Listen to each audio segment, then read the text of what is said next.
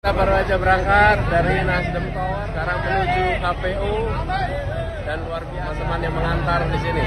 Assalamualaikum warahmatullahi wabarakatuh. Salam perubahan untuk Indonesia yang lebih makmur, sejahtera, bahagia warganya, maju Indonesia kotanya, dan seluruh rakyat Indonesia bahagia karena akan segera berada dalam sistem yang berkeadilan bagi seluruh komponen rakyat Indonesia. Nah teman-teman, hari ini tak ada yang bisa menerjemahkan dengan kata-kata betapa membludaknya warga Indonesia, khususnya warga DKI Jakarta yang mengawal Amin, pasangan kita Anies Baswedan dan Gus Muhaimin, mendaftarkan diri ke KPU. Nah ini tidak akan terulang pemirsa.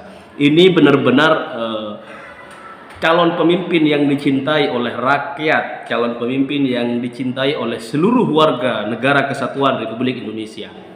Nah, bukan hanya soal perubahan, tetapi pemikiran, gagasan yang brilian dari Anies Baswedan ini yang menjadi magnet penyedot utama, ya, kebersamaan yang hari ini ditunjukkan di depan kantor KPU pusat. Nah, ini adalah legend dalam soal pendaftaran calon presiden. Ini nggak bakalan bisa ditandingi oleh calon-calon presiden yang lain, yang ntar lagi bakalan sepi pengunjung barangkali ketika nanti mereka mendaftarkan juga di KPU. Bukan tidak ada uang untuk mengakomodir, ya, tapi mereka sudah tidak diminati oleh komponen anak bangsa, khususnya warga DKI Jakarta sebagai tuan rumah, ya, kantor KPU di Jakarta sono, gitulah.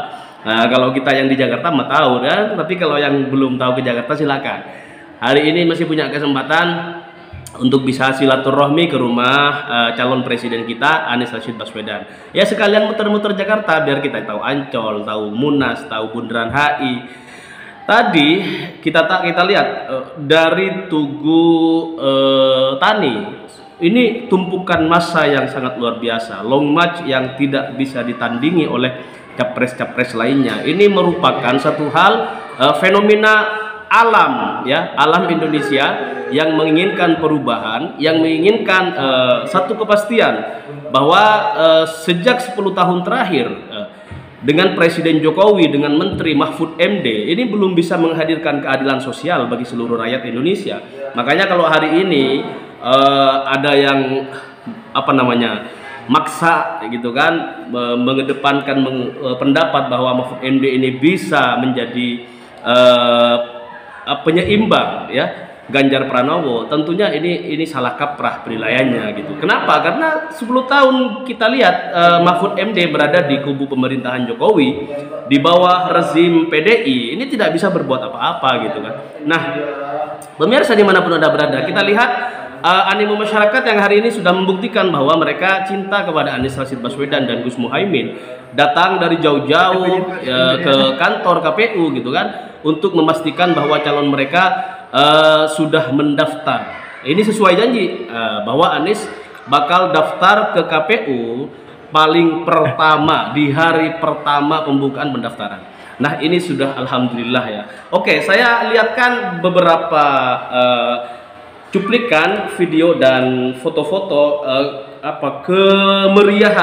kemeriahan teman-teman relawan simpatisan dari pasangan Amin ketika mengantar capres idola terbaik kita semuanya gitu ke kantor KPU.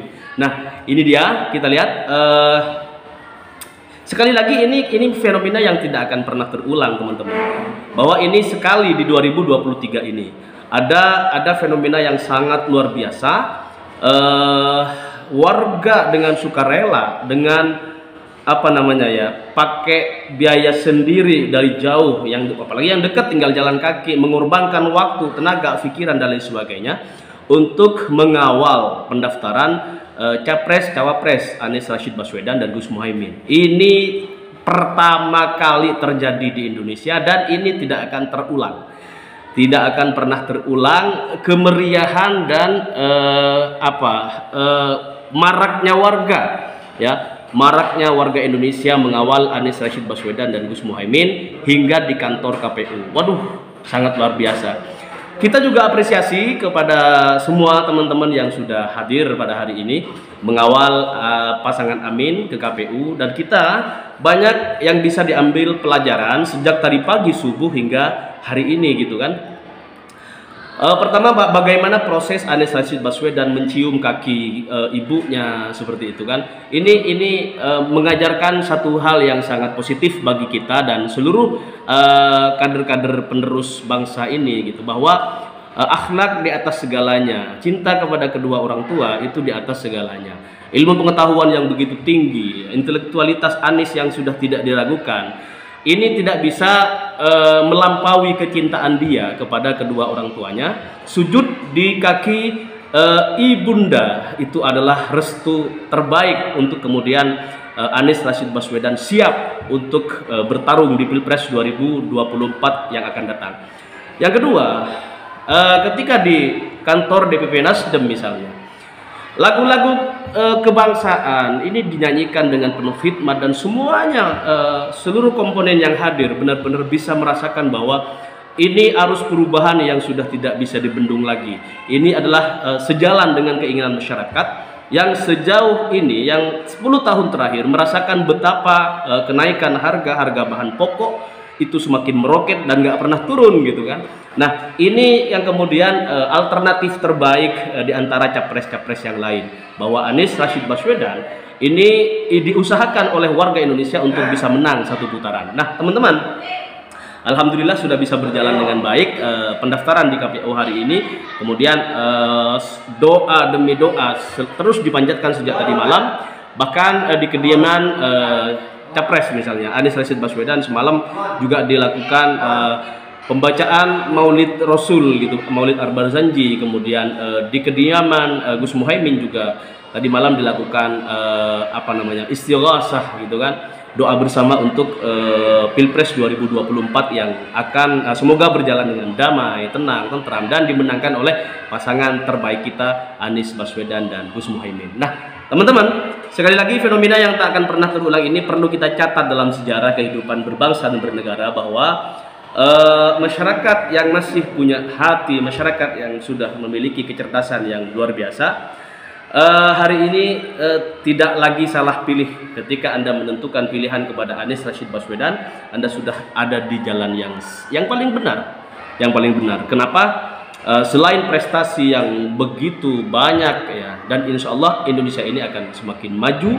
Indonesia akan menjadi Indonesia emas 2045 yang akan datang. Nah, ini kalau minjem istilah teman-teman pengamat sejak kemarin gitu, ini untuk tiga periode Pilpres ini akan menjadi landasan pacu yang positif apabila Anies dan Muhaimin menang di Pilpres 2024. Sistem akan benar-benar dikelola dengan baik, bersih, dan hukum akan dikuatkan, tidak pandang bulu. Tidak seperti kemarin-kemarin ada kader PDI itu yang kabur sejak ditetapkan sebagai tersangka sampai sekarang nggak ketemu gitu. Ya, siapa tuh Masinton gitu. Nah, kalau hukum masih tajam ke bawah, tumpul ke atas, jangan mimpi PDI akan kembali meraih suara di tengah-tengah masyarakat. Kecuali kalau misalnya ya ada kecurangan yang tidak bisa dihindari. Tetapi kalau main fight secara bersih, ya, secara jujur dan adil, niat masyarakat Indonesia untuk menenggelamkan PDI Perjuangan hari ini akan terwujud. Nah, teman-teman semuanya, kita lihat pagi ini sangat luar biasa ya. Terima kasih udah bisa berkumpul dengan rapih mengawal capres Anies Rashid Baswedan di kantor KPU, dan kita nanti simak bagaimana orasi politik yang akan disampaikan oleh Anies Rashid Baswedan dan Gus Muhaimin setelah mereka menyerahkan berkas-berkas ke KPU, dan kita tunggu bagaimana nanti niat iktikad terbaru mereka yang masih bikin kita penasaran tentunya. Tetapi nanti juga akan disampaikan oleh saya di Sewot TV perkembangan bagaimana Anies Rashid Baswedan dan Gus Muhaimin ini menjalani hari-hari di proses pendaftaran yang hari ini sudah berjalan dengan baik, alhamdulillah. Nah, saya juga ingin menyampaikan banyak terima kasih kepada teman-teman yang sudah menjaga kebersihan, ketertiban, tidak saling bisa memahami ketika kita mendapatkan posisi paling belakang gitu. Nggak perlu kemudian dorong-dorong sampai bikin yang depan jatuh, nggak perlu gitu, karena kita satu kesatuan dari ujung ke ujung, dari Indonesia bagian timur hingga Indonesia bagian barat, dari Sabang sampai Merauke, semuanya Anies Rashid Baswedan dan Gus Muhaimin, amin. Nah teman-teman yang berbahagia, nanti malam kita akan analisa perkembangan terbaru bagaimana proses pilpres ini setelah pasangan kita mendaftarkan diri di Komisi Pemilihan Umum KPU Pusat gitu. Nah, nanti kita bisa berdiskusi dengan lebih luas nanti di edisi Kabar Petang ya. Tetapi untuk edisi Kabar Siang hari ini, alhamdulillah kita sudah bisa melihat secara gamblang bagaimana proses pendaftaran dan pengawalan dari puluhan ribu warga masyarakat yang menghantarkan Anies Rashid Baswedan dan Gus Muhaimin dalam mendaftarkan diri ke Komisi Pemilihan Umum KPU Republik Indonesia.